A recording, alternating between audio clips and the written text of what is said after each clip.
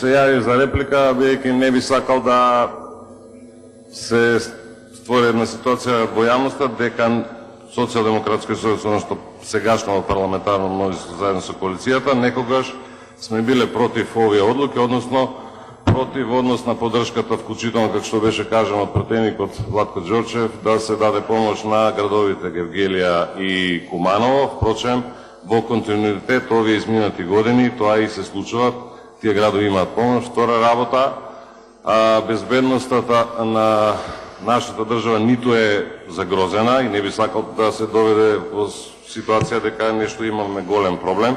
И вие, почитуван пратеник, и јас и сите колеги добиваме отприлика месечно извештај во каква состојба се наоѓа овој дел од проблемот, односно во камповите, дали има, колку има, и како што рековте, во оваа држава, во Република Северна Македонија не останаа мигранти, туку тие поминуваат.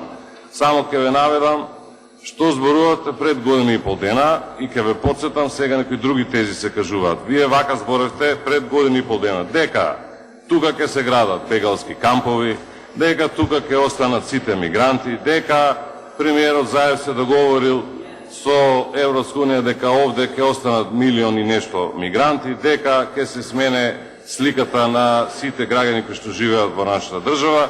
Видовте и тогаш ви кажувавме дека тоа се се лажни вести кои што ги продуцирате и можам да кажам, еви, како што вие кажавте дека ќе гласате за, односно и ние ќе гласаме позитивно во однос на оваа одлука.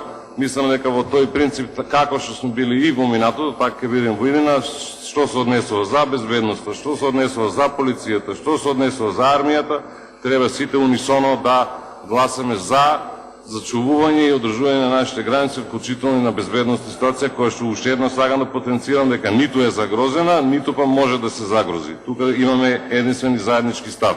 Затоа ве замолувам да кажувате вистини и дека никогаш ние не сме биле против овие работи кои што ги истакнавте претходно. Благодарам.